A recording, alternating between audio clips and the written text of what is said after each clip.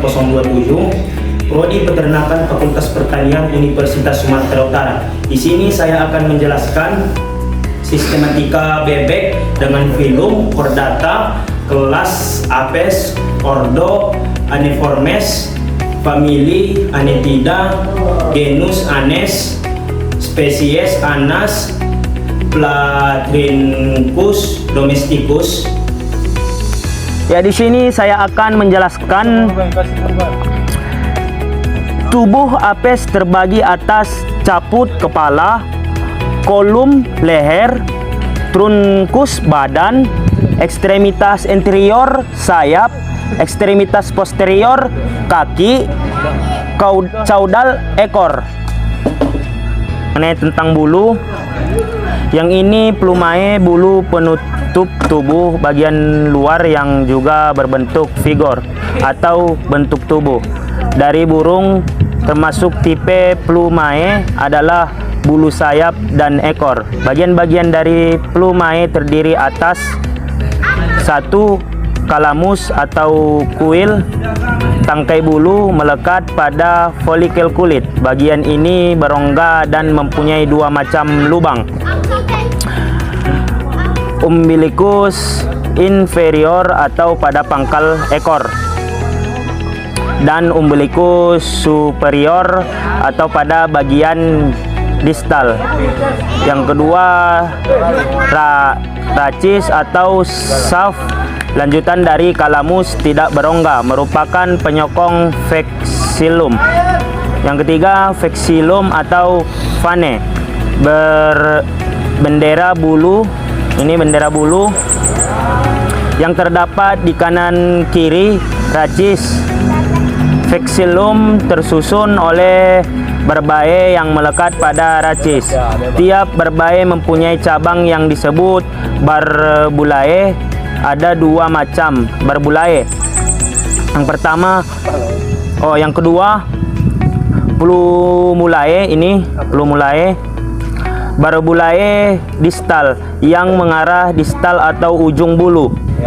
Pada bagian ini terdapat kait yang berguna untuk mengait barbulae proksimal sehingga bentuk bulu tidak mudah rusak. Barbulae proksimal yang mengarah ke pangkal bulu. Tipe ini banyak terdapat pada burung yang masih muda dan burung yang sedang mengeram, yang berguna untuk mengurangi hilangnya panas tubuh. Mempunyai kalamus yang pendek. Ini racis mereduksi dan berbae panjang dan fleksibel, sedang barbulaenya pendek. Yang ketiga, Filoplumae.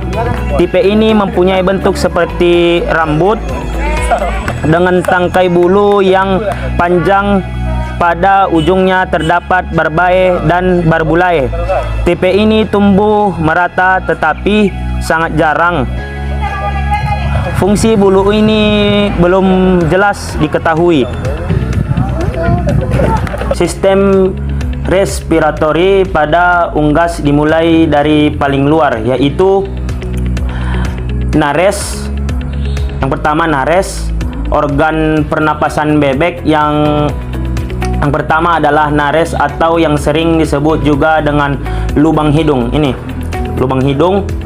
Lubang hidung pada bebek ini berguna untuk mengambil udara sehingga bebek bisa bernapas dengan baik. Di dalam lubang hidung bebek juga terdapat bulu-bulu halusnya. Nah, fungsi bulu-bulu halus yang terdapat pada lubang hidung bebek ini digunakan untuk menyaring udara yang masuk. Ini dia, dia menyaring dia. Yang kedua, glotis dan laring. Posisinya ada di pangkal trakea bagian atas. Glotis dan laring mempunyai perbedaan, yaitu laring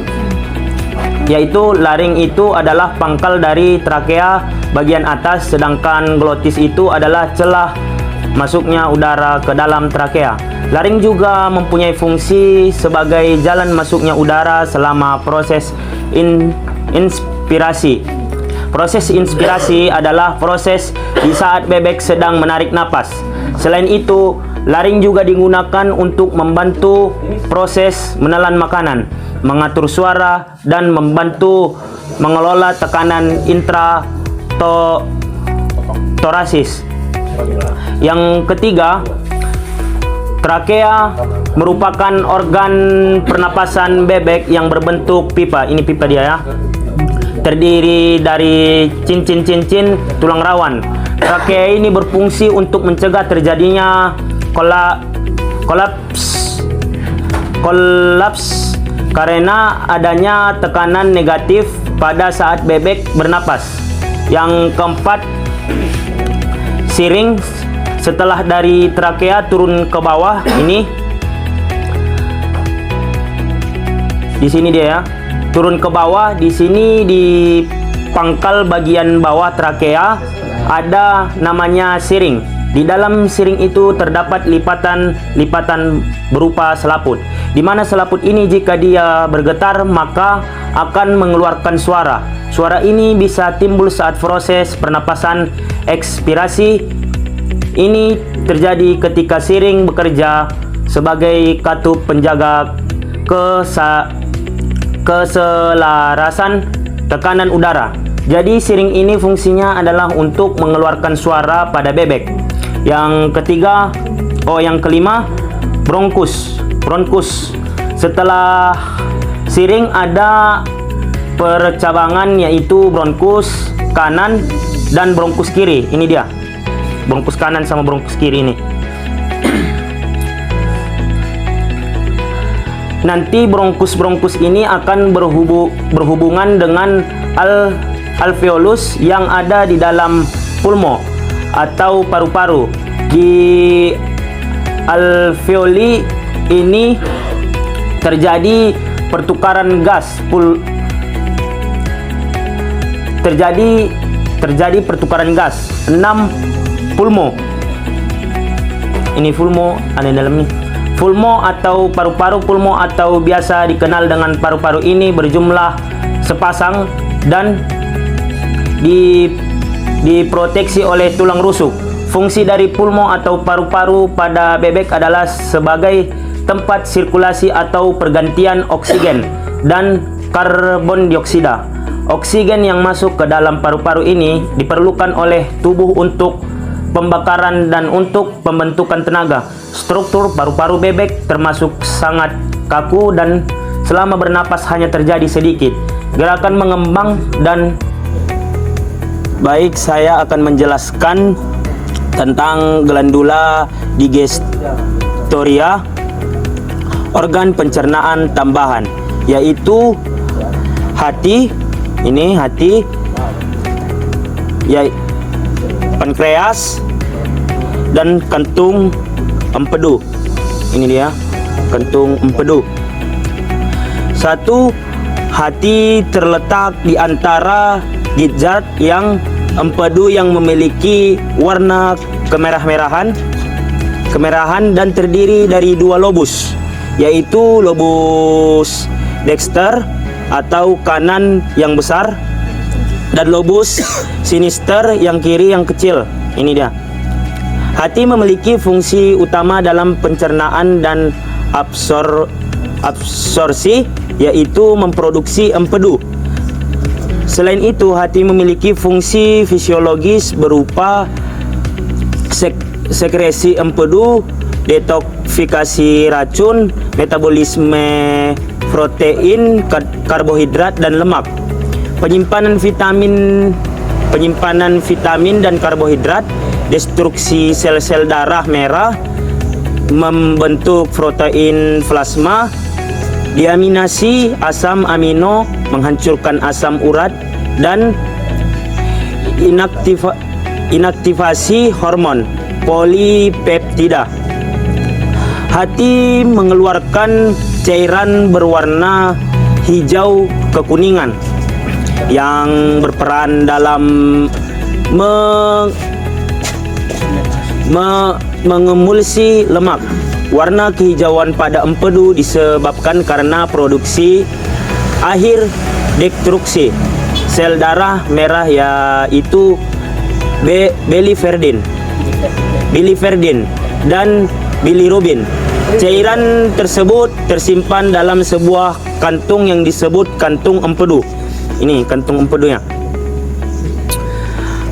Pankreas terletak pada lipatan duodenum. Pankreas mensekresikan cairan pankreas ke duodenum melalui ductus pankreatikus dan menghasilkan enzim yang mendigesti karbohidrat, protein, dan lemak. Pankreas berfungsi sebagai kelenjar endokrin dan eksokrin. Sebagai kelenjar endokrin, karena pankreas mensekresikan hormon insulin dan glukagon. Sebagai kelenjar eksokrin, mensekresikan getah pankreas yang dialirkan ke usus halus. Trypsinogen diaktifkan di dalam usus halus oleh enterokinase menjadi tripsin yang mengaktifkan chymotrypsinogen menjadi chymotrypsin sehingga dapat memecahkan protein. Yang terakhir vesika velea atau kantung empedu. Dua saluran empedu. Ini ada dua saluran empedu dari hati ke usus.